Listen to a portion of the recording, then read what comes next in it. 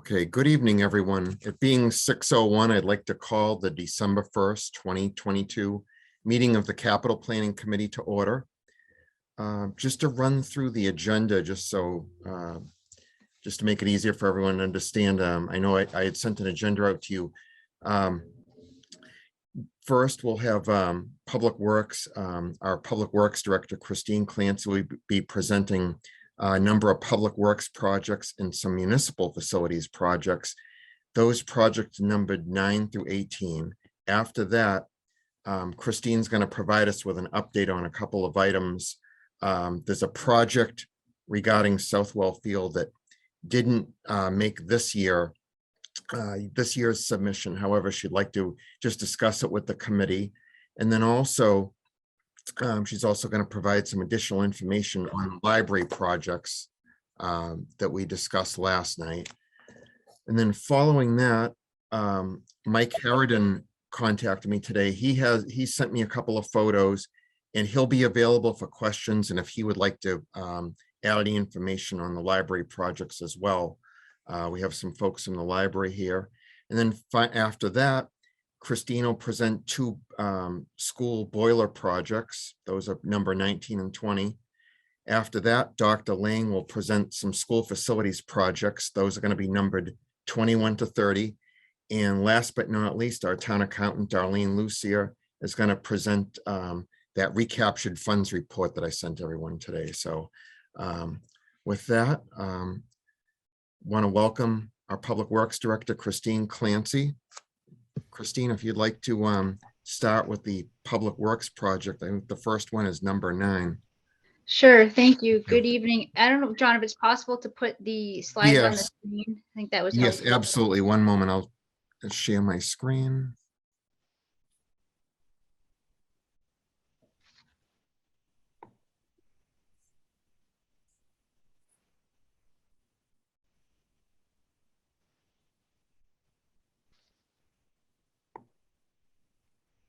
Okay, one moment.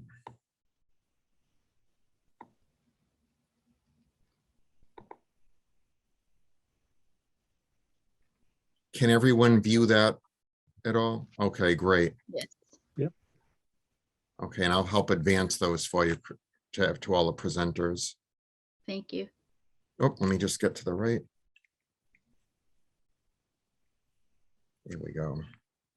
All right, so this request, number 9 in the packet, is the DPW sidewalk construction. This is typically an annual request, and in recent years we have asked for $350,000. Even though construction costs have significantly increased, we're just continuing to ask for this $350,000. We do receive Chapter 90 money that can go both towards the sidewalks and the roadways in the amount of $1.1 million. And also we have been able to do some sidewalk work, or mostly roadway work, but also for free cash that's been available in the past year. One thing that's really, in terms of the where would we do the work, that is right now we are doing a sidewalk assessment, a townwide assessment. We recently had a pavement or roadway assessment done, going over all the roadways in town. We do not have a comprehensive sidewalk assessment, or at least a recent one. So that is underway right now. We anticipate a report to be finished by February, and we'll be presenting that to the select board and bringing some recommendations to town meeting on what we see as really a sidewalk master plan. That sidewalk master plan will look at inventory all the existing sidewalks in town, the type of sidewalks, the condition, not only looking at recommended repairs in its entirety, but also spot repairs. Sometimes you have a sidewalk that's in fair condition with some spot locations that might just need to be addressed. Also critical to the sidewalk master plan would be to look at where we have connectivity gaps, especially around the schools and commercial areas. The plan will have all of that include, so both inventory, but also recommendations on where we will prioritize sidewalks, looking at both existing and also on new connectivity gaps that can be completed. So with that, we are asking to continue with the request we have asked last year at $350,000, and it will be used to implement the assessment plan that we will be receiving this late winter. I don't know if there's any questions on this. Hey, John, just a comment to the committee and the community. With the passage of question 1 last month of the ballot that's supposed to provide funding for education and transportation, we don't know what that's going to mean in terms of funding for roadways and sidewalks and other infrastructure. So that's another unknown variable, but it certainly will be an upside, not a downside. So that makes me a little comfortable about maintaining the funding level that we're at, given the fact that we know materials costs and labor costs are rising. We just don't know what we'll receive in the year or years ahead as a result of the that new change in the income tax. Yeah, that's a good point. Oh.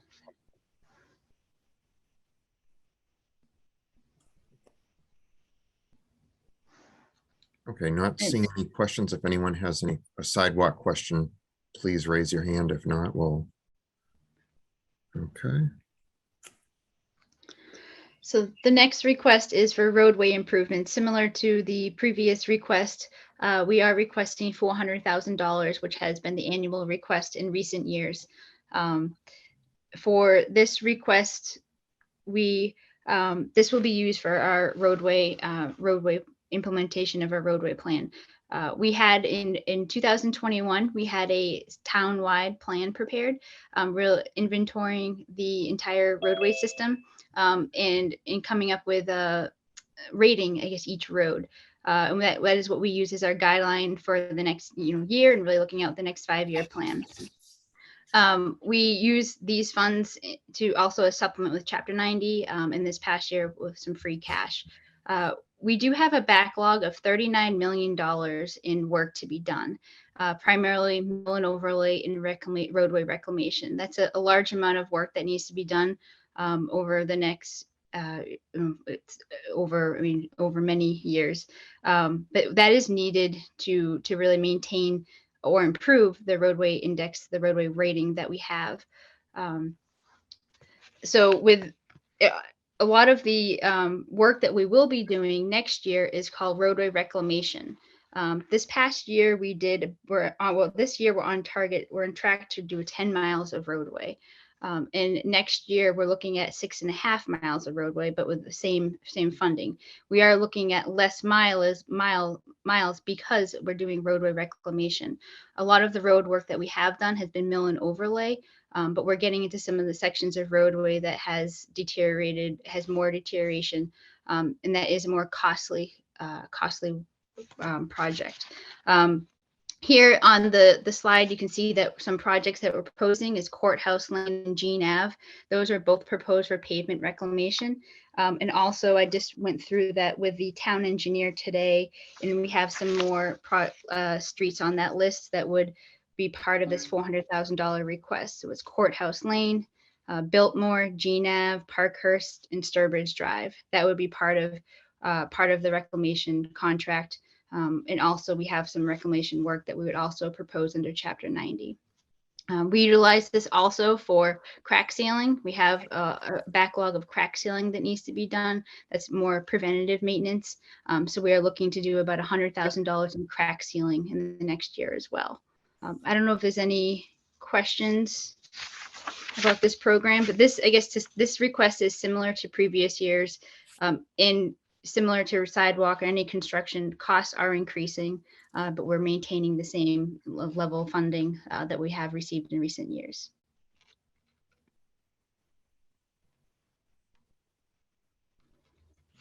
Okay, great. I don't see any hands. Okay, well.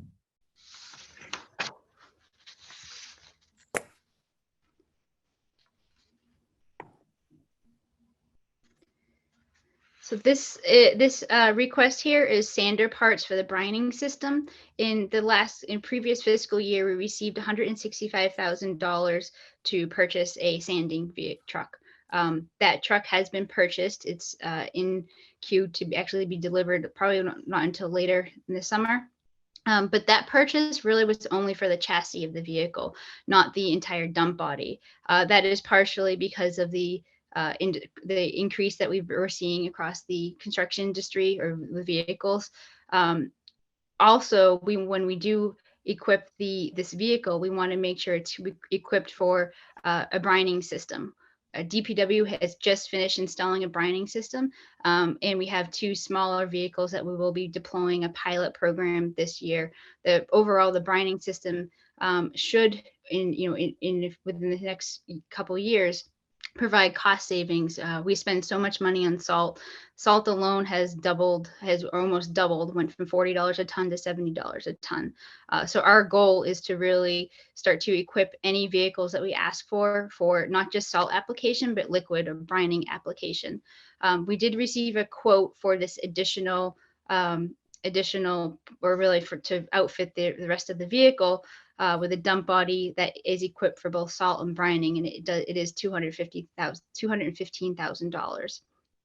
So I think this is a really critical request, because we did receive a request last year, but that was just to provide the chassis, or the kind of the frame. This would complete the vehicle.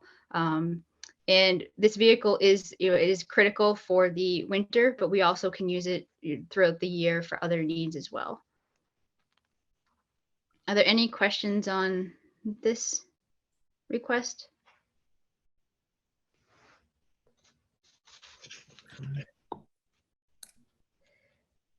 This next request is a roadside mower attachment request. In the previous capital request, we had asked for a mower replacement for about $135,000. That was last year's cost. Looking further at this vehicle that we have, it's about 10 years old, but it doesn't have too many hours on it. It is in actually fair condition. We probably can get at least several years out of it.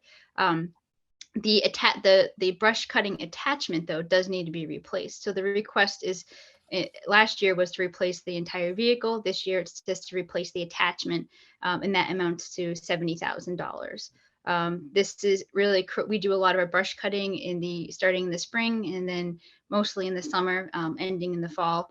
And this is really critical to perform that service.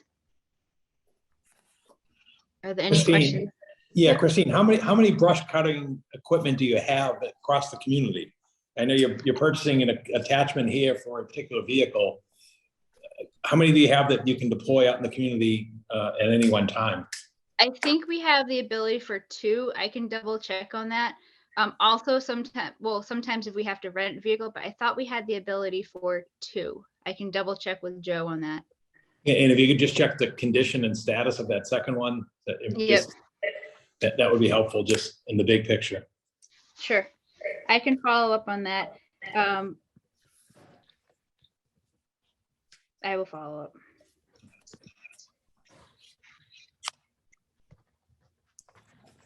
Okay. Any other? So now on to the next request is a mini rubber tire excavator. Last year we requested a backhoe. So we had in queue to request a backhoe in the amount of $175,000. We have modified this request to, instead of a backhoe, a mini rubber tire excavator, so that it can be more versatile. It can be used for especially for sidewalk work that we do, curbing replacement. The backhoe is just track. Well, this has tires. And currently the backhoe that we do have is only used for tree removal. So this equipment, a mini rubber tire excavator, the request for $200,000 would be able to use for more services at DPW. And we are, like, as is noted in the previous request, we're doing a lot more roadway and sidewalk work. So this would be critical. This year we did rent one. It was about $3,200 a month. So if we did not receive this request, we would continue to probably rent equipment in the spring through fall season. So long term, I think it would be better to try to purchase one if possible. Also, this could be used in the winter as well for maybe some snow hauling. Right now, the backhoe is not really used as much in the winter. So is it a loader or an excavator or both? It's a It's both. And also that's the thing is the mini rubber tire excavator can have a lot of can have different attachments. So my understanding is it's both, and it can have different attachments. And would the department still have a backhoe? We would Going still forward? keep the backhoe that we have. We wouldn't be requesting a backhoe anytime soon because as I talked to Joe today, the backhoe is primarily used just for tree removal. We do some of that in-house, but that is becoming a service that we're having vendors or contractors complete. So we would retain the backhoe that we have, but not request a new one. Does stormwater and sewer have backhoes for their excavation? Is that how? Just They trying to have their envision. own, yes, they do have their own equipment as well. I can follow up on the amount pieces of equipment. But I guess it's, so the need is not necessarily in the winter. The need is really with all the construction that we're doing, because those are being utilized by sewer and stormwater frequently in that same season. Okay, but I guess my question is, if there was an instance where the highway division needed a backhoe, you could sort of command one or obtain assistance from sewer or stormwater to provide the equipment need of a backhoe that you're not going to be replacing. Sure. Okay. Are you thinking of, like, I guess, trading in the backhoe for some No. value? I'm just trying to think globally in the big picture. My questions aren't meant to be criticisms. I'm just trying to understand the staffing and operational equipment, assembly going forward. It just never occurred to me that the highway division wouldn't have its own backhoe, but it sounds like you're only really using it for tree and other limited excavation purposes, and perhaps that could be met by assistance from the stormwater or sewer divisions, which much likely use a backhoe much more frequently. Okay. Mm-hmm. All right, thank you. I'm seeing a question from Chris. Yeah, I just had a question. Is this picture accurate? Because it doesn't seem very mini. It seems pretty big. That is the picture that was, I mean, it is, I believe it is, I mean, it's bigger Okay. than I don't know the exact dimensions of it, but this is what we were looking to procure, something Okay. similar to this. And I'm So also seeing a mini excavator on the spreadsheet for next year, but it's a lower cost. It's a 140,000 versus the 200,000. So I was just confused by that as well. For the request for next year, I can look into that further. That I think that cost might not have been updated, as the 200,000 does reflect the cost escalation that we're seeing.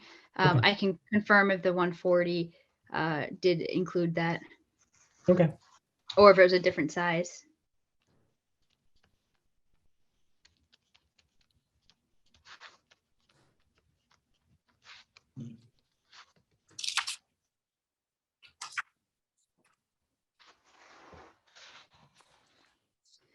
The next request is a light duty pickup, a 3/4 ton truck. You will not see this. This is an engineering request. You won't see this requested in previous years for FY24. But we did have a vehicle in the highway department that was totaled this year. We were really not able to recover too much money through insurance to replace that vehicle. So we did take an engineering vehicle and transferred it to highway department. So there was a previous request for FY24 for the highway department, but I've really reallocated that request. I think that request for last year was FY24 for $60,000, and prices have, or it might have just been a little under $60,000, but we're looking to replace. So engineering has given their vehicle to the highway. And we are looking to have the DPW engineering division have a vehicle. It would replace, they are using a 2012 light duty vehicle right now. It has 138,000 miles on it. It does, it needs often maintenance. I don't know how it has not been as reliable given the age of it. This vehicle also would sorry, I'm just getting some feedback. This vehicle would also be used in the winter operations. It is a 3/4 ton pickup truck. Is that price include the plow, snow plow, or do you have the plow? I think plows are about $7,000, so I would think it would include maybe, or at least the plow attachment. Maybe not the plow piece itself, but maybe the plow attachment. Okay. But I know we procured this year. We were procuring below that value, so I would think it would come with a plow attachment, but maybe not the plow itself.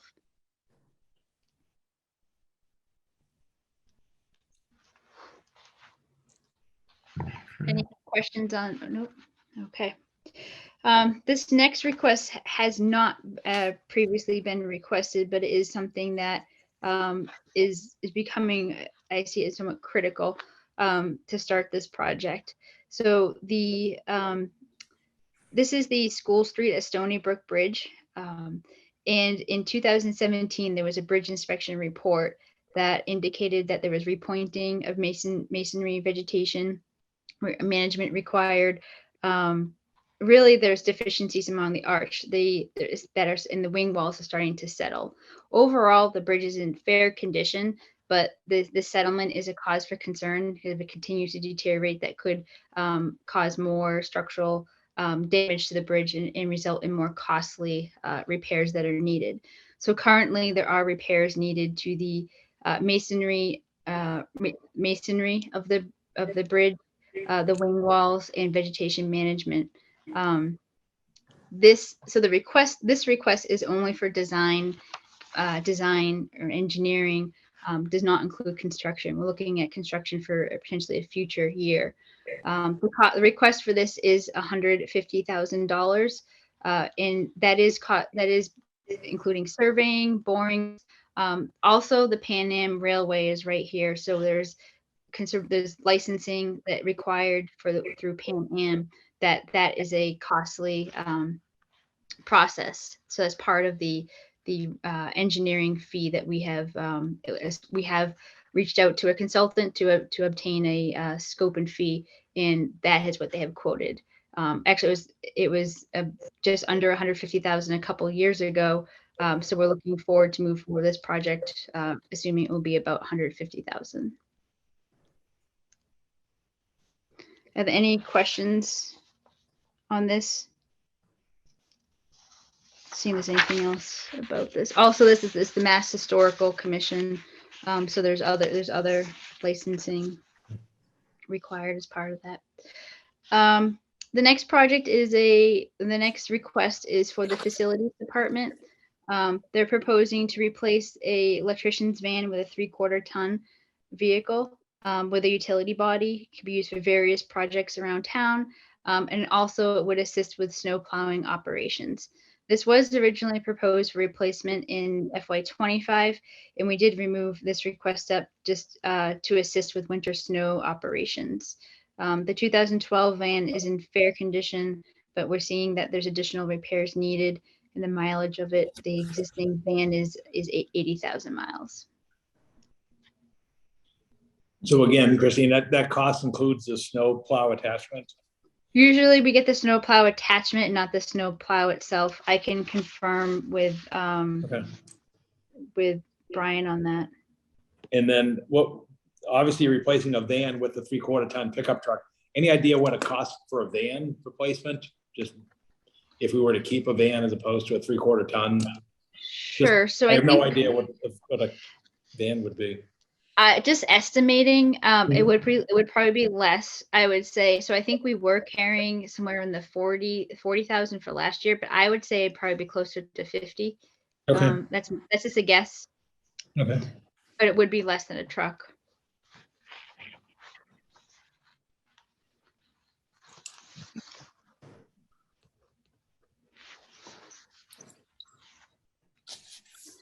The next request is for additional field improvements to the AOT field in the amount of $100,000. We did receive through the state $200,000 for field improvements that will be used to work on the field itself. We had looked to see if we could receive additional funding through the state in the amount of $100,000 to continue with additional repairs, such as a new backstop, seating area, also creating a pitcher's warm-up area, So that would be the $200,000 is really for the field. And the $100,000 would be for these additional features that are really needed at the field, at the AOT field. Yeah, Christina, the state just approved that funding, so we have the 100,000. Okay, As the earmark, so this can be withdrawn. so we can withdraw it. Perfect. Yeah.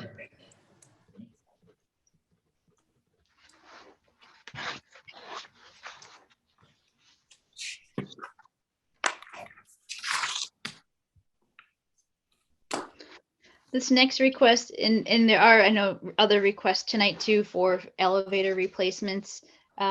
This is the town offices elevator. We are looking to see when we actually know what the year of the elevator that was installed, but it was not known. It is we do know that it has reached its useful life, end of its useful life. It is a critical elevator in providing ADA access to the meeting rooms on the second floor of town offices. And we are proposing this replacement before we do see more needed repairs needed to this elevator. It was recommended to be replaced prior to FY23. This is in the amount of $480,000. One other thing to note on here is that tonight, I know there's also some other elevator projects proposed for the schools. There might, if there's multiple elevator proposed, you might have some economies of scales through design or bidding, by bidding them out together. It's just something to think about.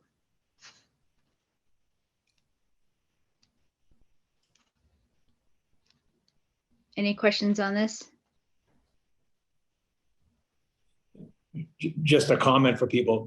Not only does this elevator serve the meeting rooms on the top floor of the building that I'm at, but from the front parking area of the building to get to the main level, meaning the clerk's office, the treasurer's office, the assessor, so forth, that's the most straightforward way to the left of the front entrance. If this elevator goes out, we would have to be somehow diverting people to the rear of the building and then through a maze to get through the fire station elevator up over into the, and you really can't even get to the top part of the building of the collector's office and the clerk's office from that elevator that was recently installed with the fire station addition. So the concern is if this elevator fails without a sufficient lead time, or even with the lead time when it does happen, it's going to create quite an inconvenience in terms of accessibility to the town offices. Mm-hmm.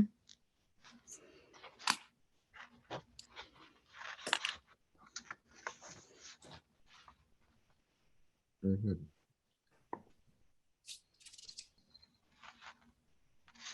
Okay, not seeing any questions. So here's where we transition to that project that Christine wanted to bring to everyone's attention. So this is, thank you. This was a project that was brought to my attention more recently, and this was at this is at the Southwell Fields. There currently is an existing wooden guardrail fence about 1,100 feet that surrounds the fields. And if you can see in some of the pictures, it is quite deteriorated. So the proposal is to replace the entire guardrail all 1,100 feet. There is one gate that currently provides emergency access for the fields. So we would have a total of 3 gates instead of just the one gate. And this field does surround the perimeter of the 3 softball fields. So it does protect the fields themselves. In some areas, there's a chain link fence, but in some areas this is the fence that protects against any vandalism or any other vehicle access. The estimate for this replacement is $80,000, and that is really because the length of it at 1,100 feet. I know there's a lot of requests for this upcoming year, so it's just something though that we would like to maybe put at a maybe FY25 or as a, it's something that is needed sooner rather than later.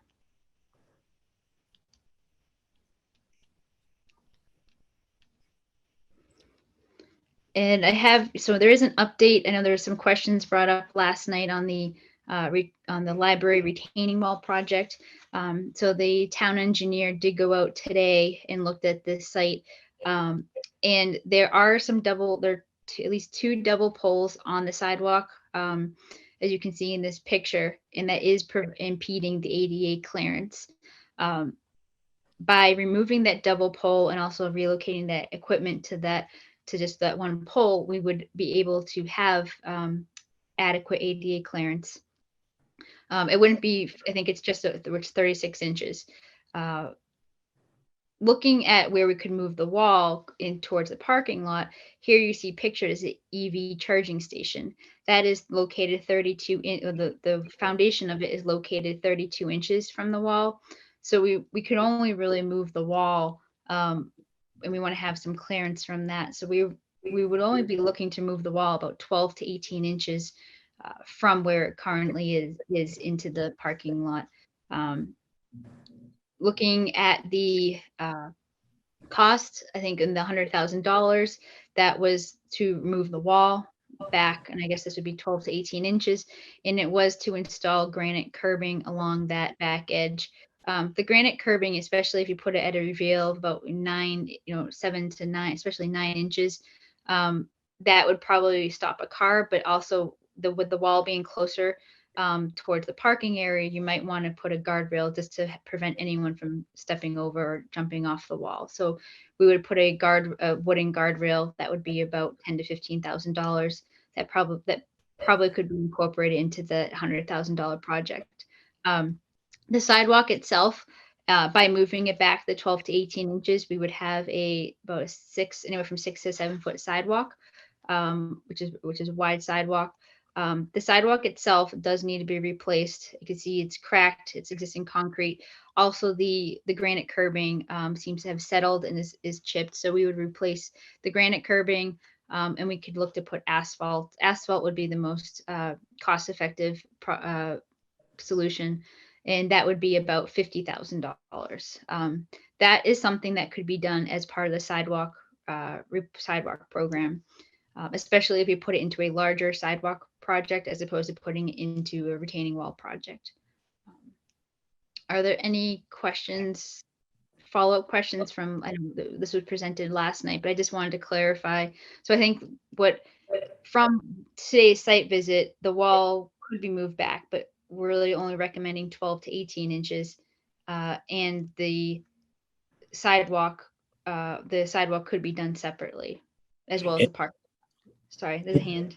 No, Christina, if there's also a request to resurface the library parking lot, I guess the question is can the wall be done aside from the parking lot? And if you're going to do one or the other first, would you do the wall before the parking lot? Yes, you would definitely do the wall before the parking lot. I mean, that seems to be the safety concern there. I mean, looking at the parking lot, it's not in. It needs to be redone, but it's not. There's no gaping potholes or.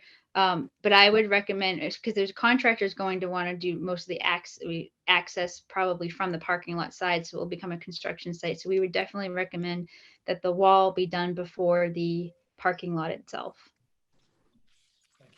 Okay. Thank you, Christine. I saw a question from David. Yeah. Would we lose any parking spaces by doing the wall first? No, because you can see there's a buffer right here. So we would be basically reducing that buffer. So we wouldn't be losing any parking spaces. Yeah, and if we were to move back the wall several feet, you'd have to relocate the EV charging station, and you'd have to look at the layout for parking spaces. Another question would be, you're talking about putting a wooden fence up. Would that wooden fence stop a car?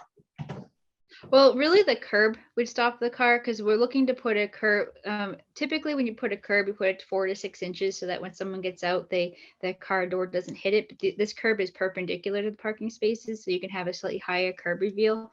So I think we would look for it to be 7 to, I mean, it could even be as high as 10, 11 inches, but probably 7 to 9 inches. And that really should stop a car. The guardrail won't, it will help stop it, but it won't, I mean, it will, I think it would really be the curbing that would stop it before the guardrail, but it will help. I think the guardrail is mostly there for pedestrians, because if someone gets out, we have a buffer right now. We're reducing that buffer. So now if someone gets out of the car, steps on the wall, we just don't want anyone falling over. Thank you. We have a question from Maggie and a question from Chris. So Christine, quickly, we were wondering today, why that sidewalk actually exists. We kind of call it the sidewalk to nowhere, because after the main entrance to the library, there's no sidewalk as you're heading towards Fishbones. The sidewalk on that side of the street disappears. And if you go out past the library, heading out on Boston Road, there's no sidewalk there either. So what is it really necessary to be used by pedestrians? Because it doesn't get them where they want to go, whereas the other side of the street does. I would say the other side of the street is utilized much more, but I mean, some people people have gone down this sidewalk and I think still turn towards I guess I'd have to look at the connectivity, but I think people can still utilize it by some means. You're saying it's dead ended on both sides, Isn't that true, Mike? It's dead ended on the CVS end of Boston Road. There's a sidewalk that goes around the old building and Heritage Park, the flagpole, that side. Okay. But I guess the larger question is what happens with the property to our, was it east or north that's currently for sale? If somehow that property was developed in a manner, you would probably want to include a sidewalk around that. To your point, Maggie, yeah, right now it's a sidewalk to nowhere, but will it evolve? I don't know. It's this being the center too. There is an existing sidewalk, so I do agree. I mean, we don't know what will go in the future, so I would hate to remove sidewalk access on one side of the street. And right now it serves, the only purpose it really serves is to guide traffic away from those telephone poles. If there were no sidewalk there, the poles would be in the middle of the street potentially, and they'd be a traffic hazard. Right, elimination of the sidewalk would require something with the pole, like relocate. You'd have to do something. So, but we're not proposing to widen the sidewalk significantly. I think it was just moving it, like I said, 12 to 18 inches, just so we have a little bit wider of a sidewalk. Best practice is to have a sidewalk on both sides of the street because you just don't know what users, in the future, especially being in the center. I would be reluctant to remove it in the complexity of the utility poles. Thank you. I'm seeing a question from Chris. Yeah, I have two questions. The first question is the wooden guardrail. Would that be part of the wall project or part of the parking lot project? We would like to get it in as part of the wall project. So we'd be moving the wall closer to the parking lot. If we had cost implications, we could potentially fund it either separately through a parking lot project or the side, or it's a standalone project. I think we're estimating it to be about $10,000 to $15,000. It's not substantial compared to these other needs, but we would like to incorporate it in the wall project if possible. Okay. And then my second question is the EV station that's there. Is that going to add any cost or problems with replacing the parking lot? I mean, when we replace the parking lot, we would be maintaining that infrastructure. Okay. So we would not look to relocate or replace it. And as far as any utilities going to it, we would also be maintaining. But it wouldn't cause any problems in terms of having to increase costs to avoid damaging it or disturbing it? No, I think no, especially because it would be known to the contractor that it's a component that they're going to have to maintain, and we would put that into the contract so that they're responsible. So that if they did damage it, they would be responsible for those repairs. Thank you. We have a question from Joe. Yeah. Hi, Christine. My only question was about when you said that the curbs actually would be pavement, raised pavement versus the granite. Can these granite pieces ever be repurposed to be able to keep that? Because we're putting so much more granite in other areas, and is that a way to keep it consistent and somewhat equal the cost, or? So that the, not- sorry, I might have missed the existing granite is, so we do often remove granite curbing and retain it, and we try to reuse it where possible. This is in pretty poor shape Okay. that we likely wouldn't be able to salvage pieces.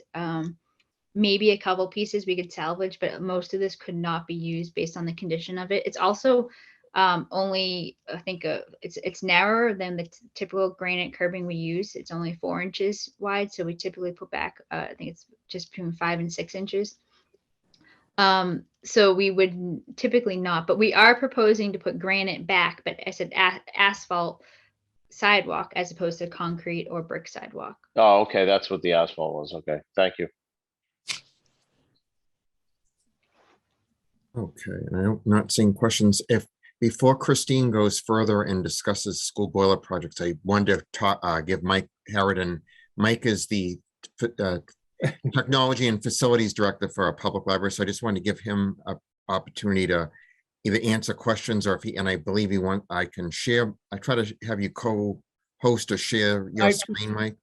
I don't think it's necessary. Okay. Christine, first off, apologies for not being here last night. We had a communication snafu within the library, and thank you very much to Maggie for picking up the ball. And Christine, you've done an outstanding job of presenting the retaining wall project. We very much appreciate all your help. The only thing I would try to show people is the guardrail that we've looked at. And John has a picture of it that he can share with everybody after the meeting. Is really we're focused on aesthetics, obviously, but we're also very focused on safety. We want to become ADA compliant. That's very, very important to this project for us.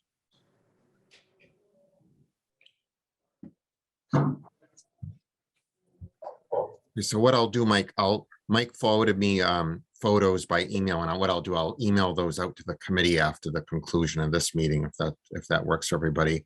And then the next slide is just 2 photos that Mike emailed me earlier this afternoon, just showing the issue with the telephone pole, the utility poles, and the closeness to the existing wall. Yeah, it's 15 inches for that one with the utility box. Mm-hmm.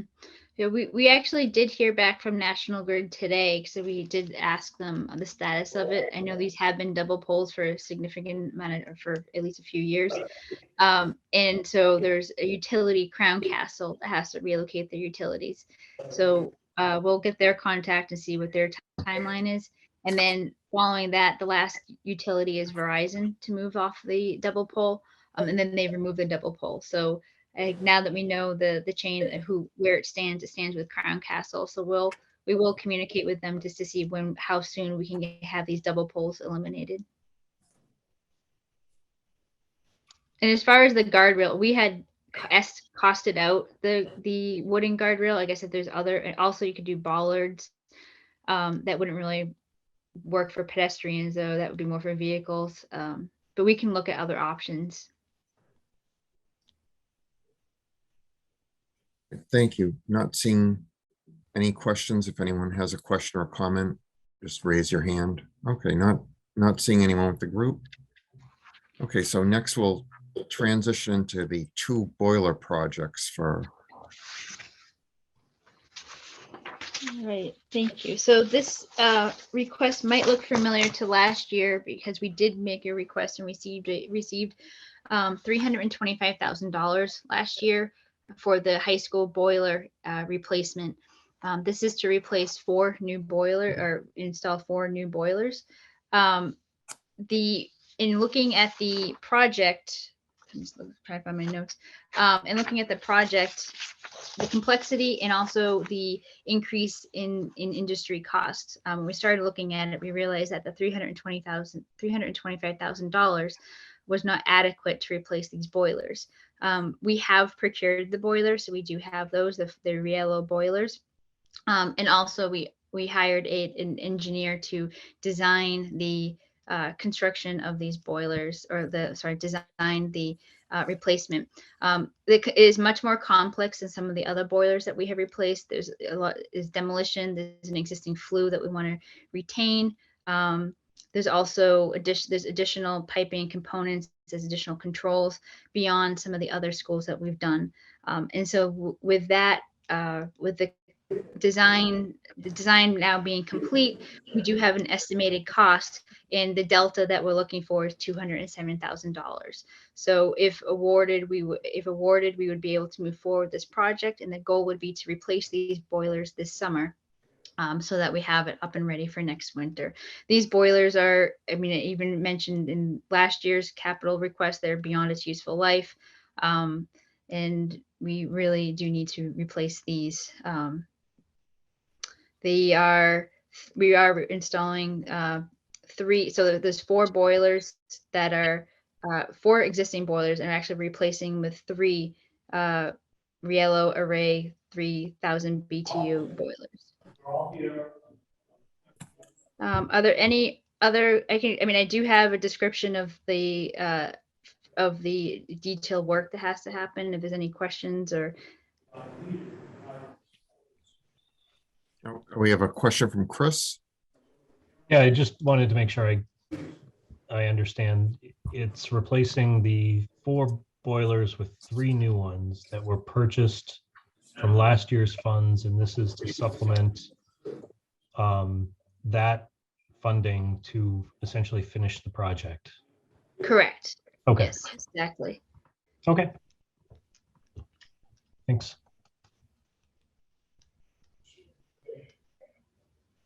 Okay.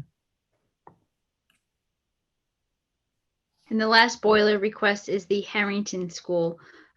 There are 3 boilers at the Harrington School. We would look to replace it with 2 3 million Riello boilers. These current boilers are the oldest boilers that we have in the schools, other than the high school, which is already a project underway. We have experienced some maintenance problems with these boilers. And so we are looking to replace them just so that we don't have an emergency. I know last year we did have an emergency with the Byam school, and that resulted in an emergency replacement. So we are looking to replace these in this upcoming fiscal year. Again, these would be hopefully replaced this summer so that we would have them online for the winter.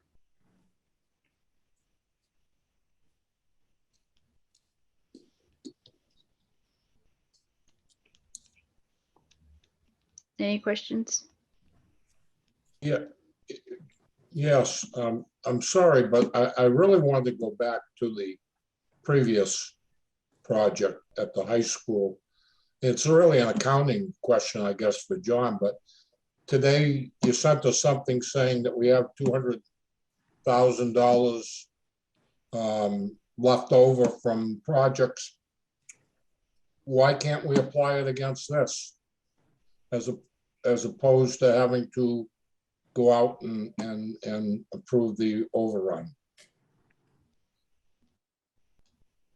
Basically, what happens, Dave, is whenever we have recaptured funds, we need a vote of town meeting to appropriate that recaptured money.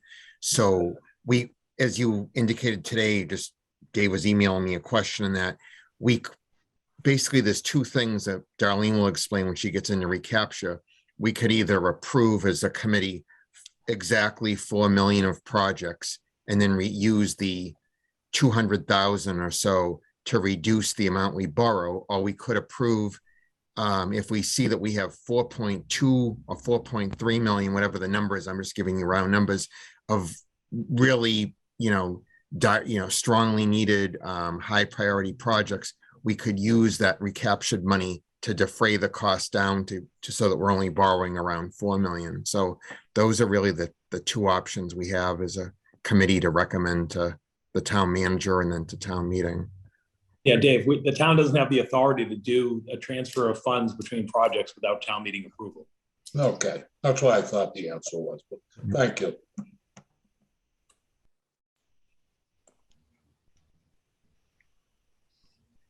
Okay, so we're thank you for that information. So Christine just discussed the Harrington boiler. Do we have any questions on the Harrington project? No? Okay.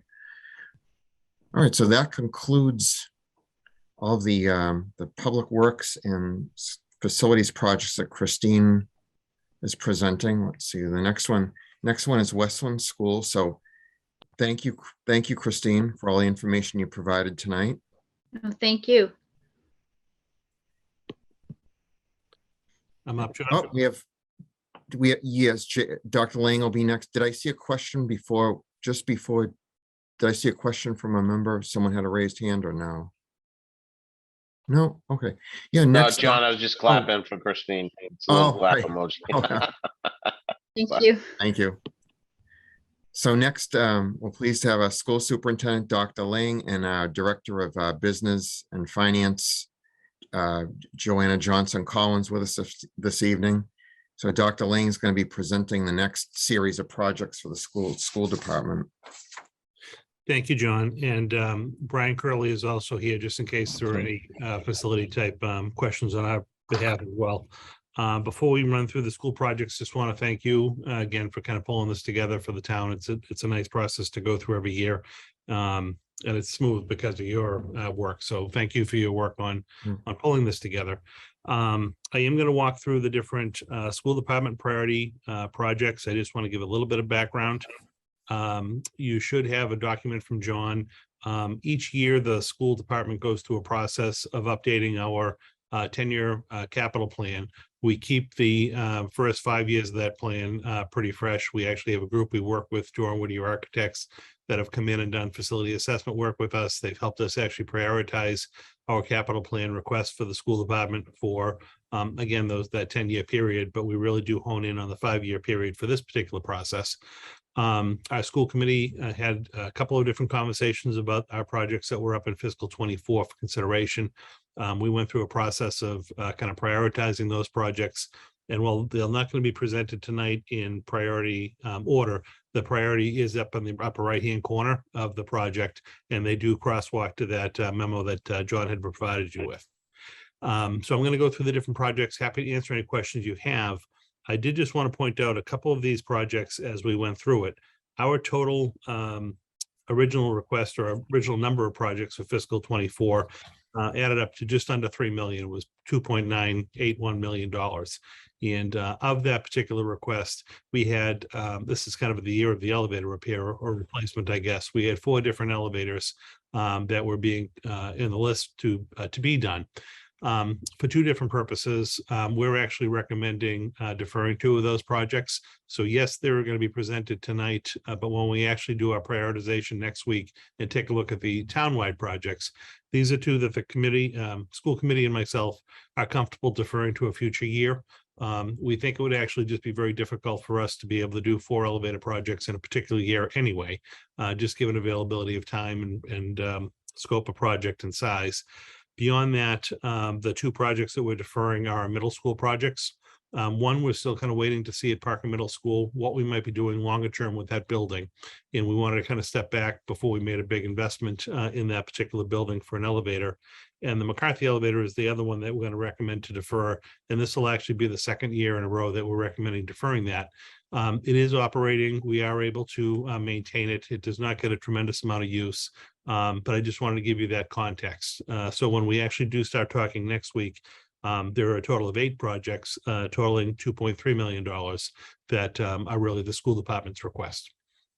But we'll start in with the first one, Project 21, which is in front of you. And this is funding we're seeking over at the Westland School.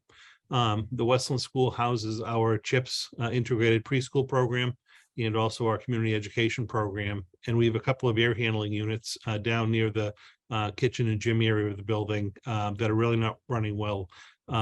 They've reached the end of their useful life and they're in much need of repair.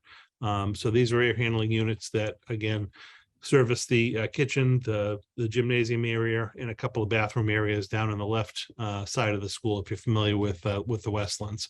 But this HVAC replacement is on the docket for fiscal 24 for us.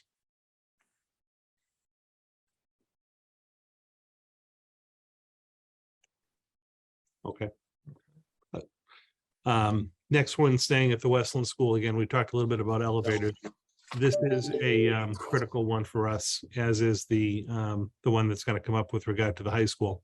The elevator at the Westland School for us gets a tremendous amount of use. Again, I mentioned earlier that we house our CHIPS, our integrated preschool program at the school. So these are some of our special education preschool students.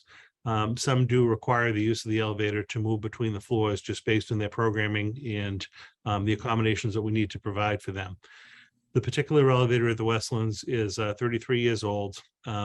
We're not able to, we're having a very difficult time sourcing parts if things do break down on us. We've been able to kind of cobble it together when things have happened, but we're really at the point where if this does go, similar to what Paul had said about the town elevator, it would be consequential for us because we have a population of preschool students that rely on this elevator to get through the school. Again, this is a priority for us in 24, and this is the elevator at Westlands.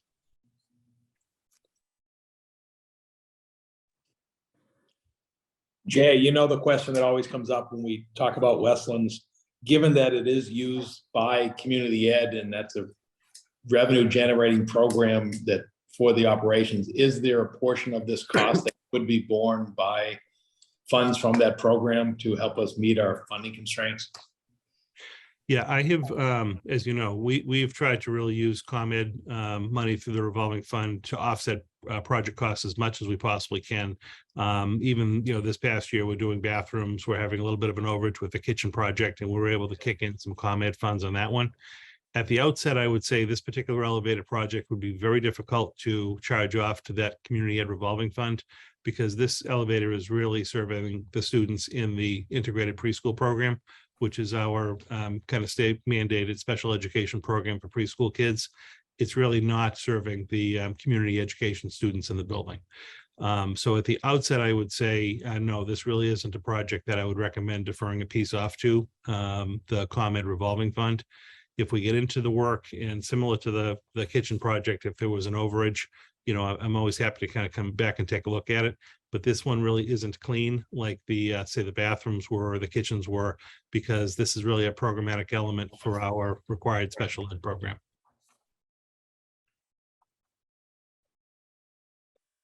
But I did anticipate that question after doing this for a few years.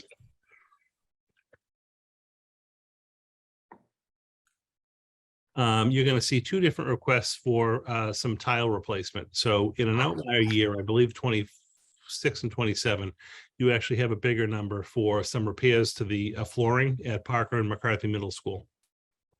We are, as a district, going to be realigning and reconfiguring the grade levels of our middle schools next year.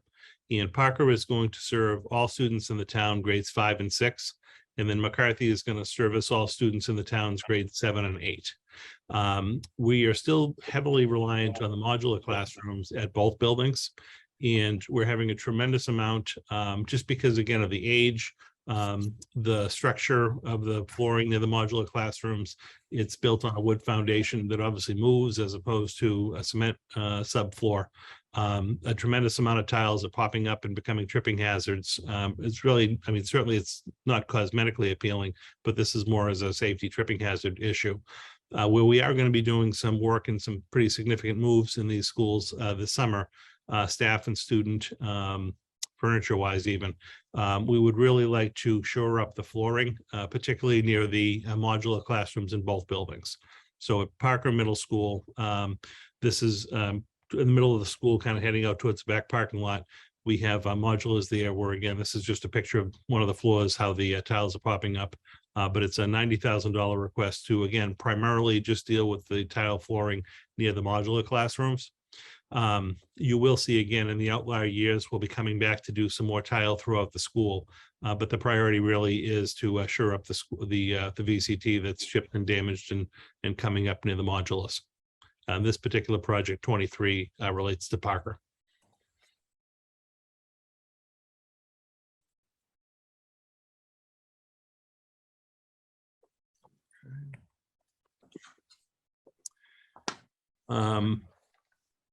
So this is, I'm not going to belabor this one.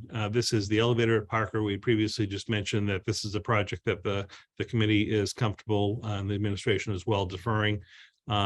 This would be for an elevator at the Parker Middle School at a future year, once we maybe have a better sense of what's going to happen with that building. But the existing internal elevator we have is serviceable. We think we can keep it going for the time being until we make some longer term decisions. So I won't belabor this one. Ultimately, we're okay just deferring it. Same thing with the McCarthy elevator. They're not improving with age, but we're able to manage them and keep them functioning. This is your VCT for flooring at the McCarthy Middle School. Again, it's a slightly lesser number. Parker, we were looking for 90,000. It was all just based on the square footage that needs to be repaired. McCarthy has less modular classrooms, so there were less square footage and less tiles that needed to be remedied at McCarthy.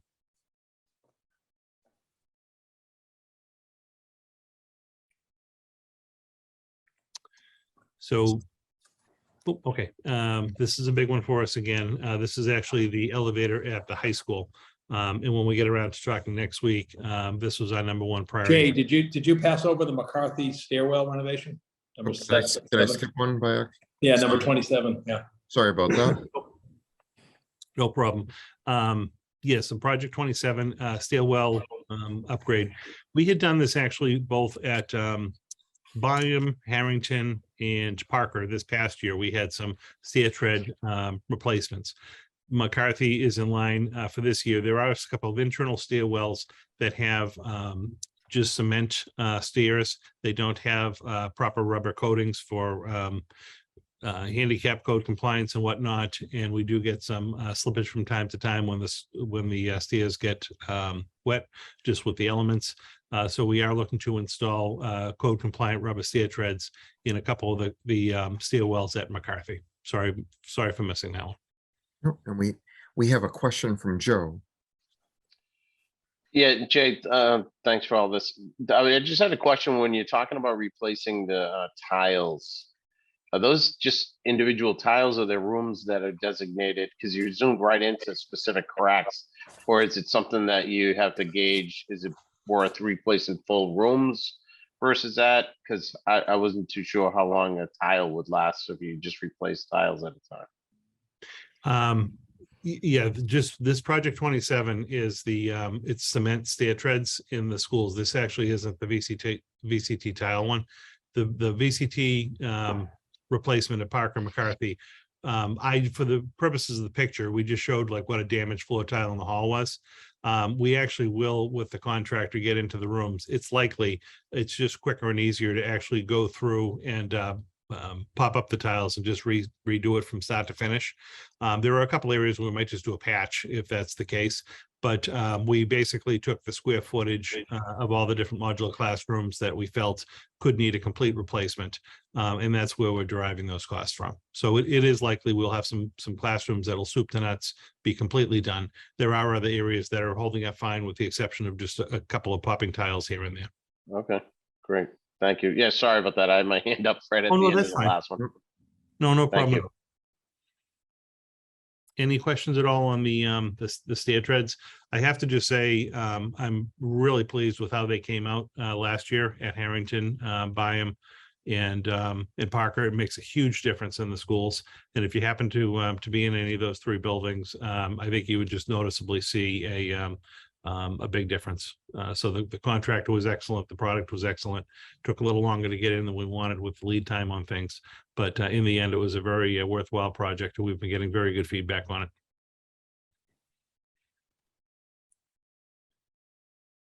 Very good. Not seeing any questions. Let's see. Yep, 28. So I started to talk a little bit about this one. This again, we'll talk about is kind of our #1 priority for funding for next year. The elevator at the high school. This was one we had deferred last year in 23, and it's kind of come right back up to the forefront. The high school elevator, as you can imagine, just because of the number of staff and students, receives the most wear and tear in the district. We have the 3 floors that it is going up and down to. It's the original elevator to the school. It's about 48 years old. The manufacturer of the elevator is no longer in business. It's very difficult to get parts when it does break. There's a hydraulic cylinder that's buried in the ground that obviously is due to corrosion. And this is an elevator that I think has long outlived its useful life. We've been kind of cobbling it together as it goes. But if this one ever went as well, we'd be in a lot of trouble. We do have staff and students who have disabilities who require the elevator to go up and down to access areas of the building. And when this one does go, if it happened before we were to be able to account for it and replace for it, it would be very difficult for us.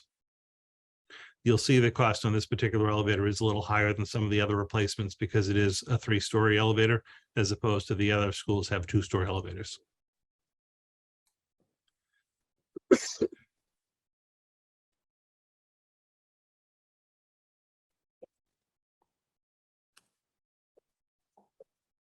Thank you. Project 29 for us. For those that have been with us the last couple of years, we've been making some pretty significant improvements in our kitchens at the middle schools, and now it is time for the high school.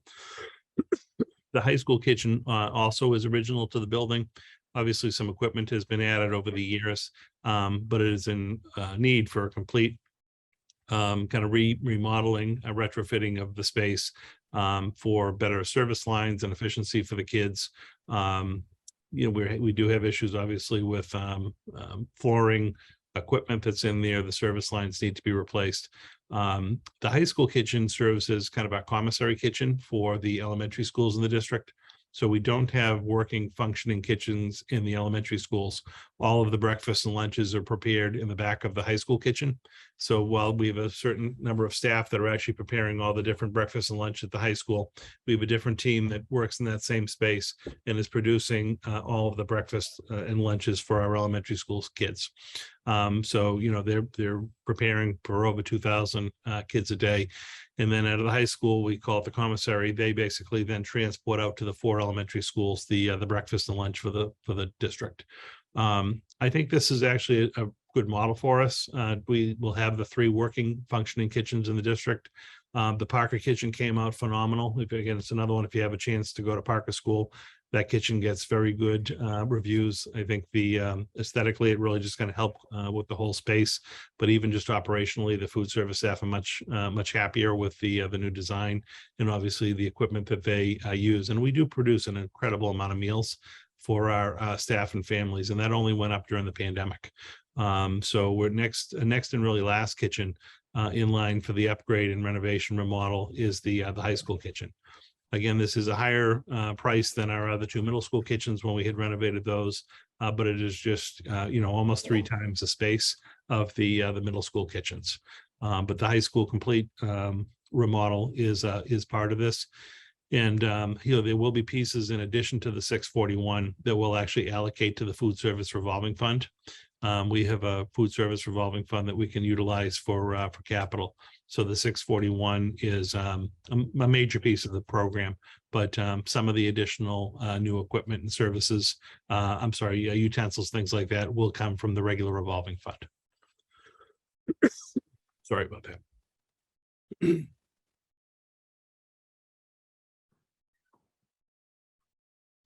I believe this is the last one for us for the year. This is a renovation to the art wing at the high school.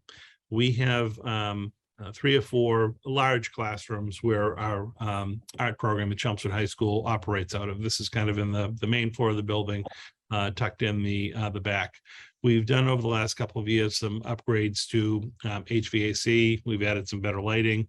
We've actually added a couple of walls for excuse me, the flow and the access to the spaces, and an upgrade to the art rooms themselves. This is there are a couple of cosmetic upgrades that'll take place, but a lot of this $450,000 is actually more equipment based.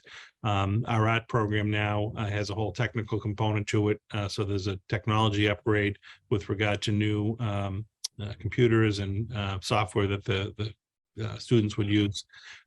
We have ceramics and pottery and things like that, and a lot of that equipment needs to be upgraded as well. So this art room renovation at the high school would really be, it's a particular area, it's all one area of the high school, but it would really retrofit the 3 and 4 classrooms that are dedicated to serving all the different art programs we have at Chelmsford High School.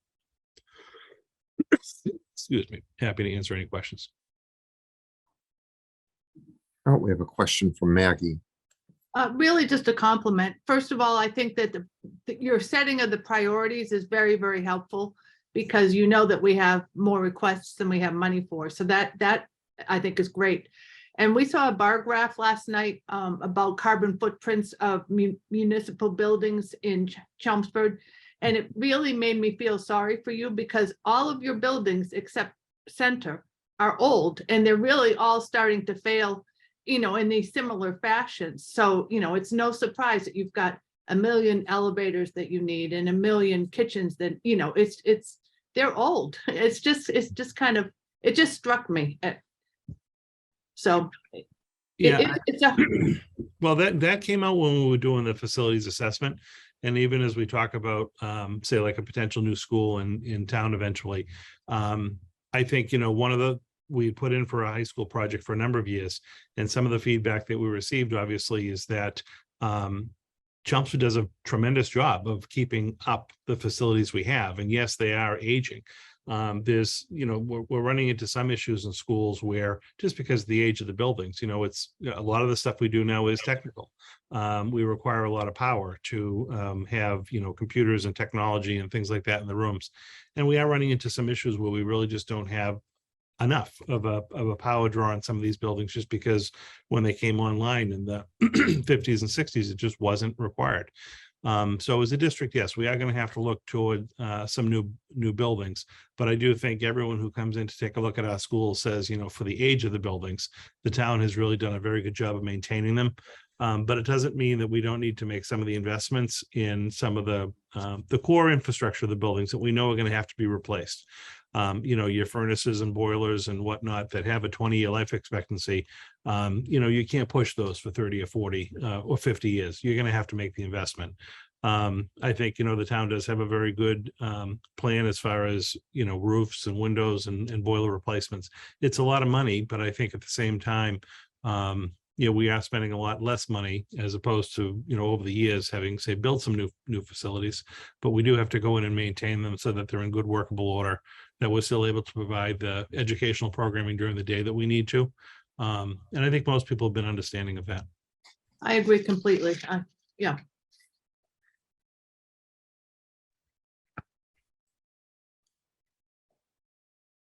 John, Any questions or comments for?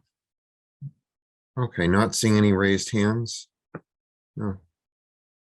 Thank you, Jay. We appreciate the information. Not seeing any other questions. Great. Okay. The next item is Town Accountant Darlene Lucia is going to present on this information. She's been in contact with numerous departments as far as recaptured funds. So good evening, Darlene. Good evening.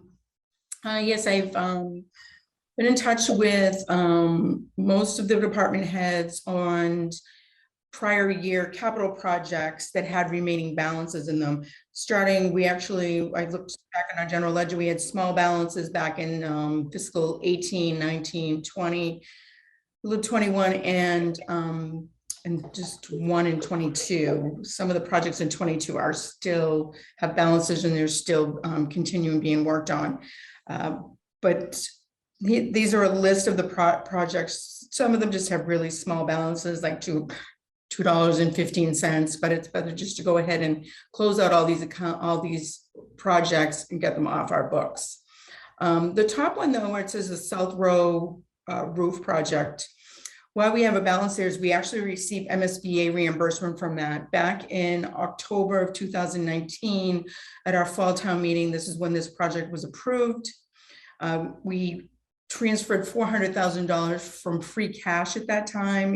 In the fall town meeting is when free cash is certified and that we can use the free cash amount that's available. We took $400,000 to get this project done, plus a small transfer in from other capital projects of about $160,000. We then received last year, we got our reimbursement from MSBA. So after getting that we had the free cash amount we spent to get the project completed, we then get this reimbursement, which now is like a balance that's sitting there because we've already done the project, and here's the 50% reimbursement we got from MSBA. So now this MSBA reimbursement money can be used now for another capital project. So that's the 218,763 that we have that can be reimbursed. The other smaller projects we had a Mill Road. Some of you will probably remember some of these projects. We did an SOI for the MSBA. There was a small $1,200 balance there. We did some security cameras, fire, air compressor, schools, security cameras. You can just read the list down, just small balances that were no longer needed for the project. They're completely, the department had said they don't need the money. It's completely closed out. So we can go ahead and recapture these funds. Somebody asked prior in the meeting on, how do we handle these funds?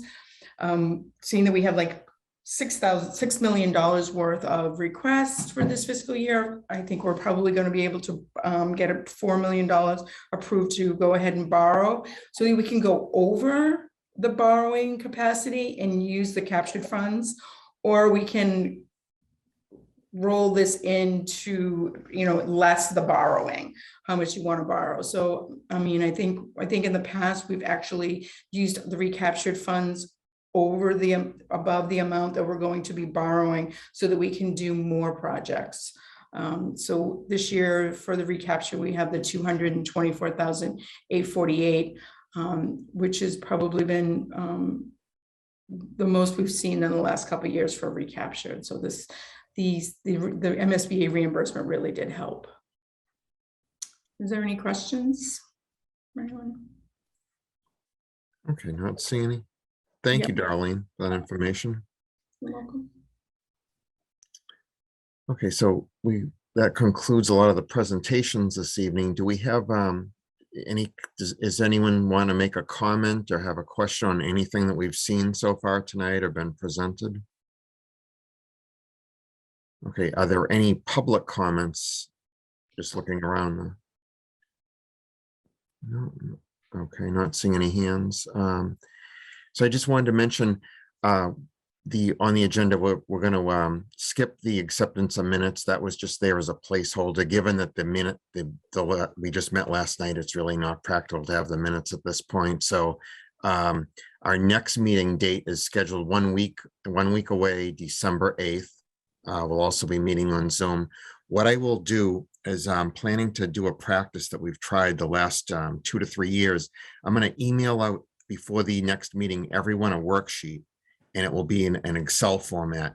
And it's basically to help you prioritize the projects of what you think as a committee member that you want to recommend be funded and at what level.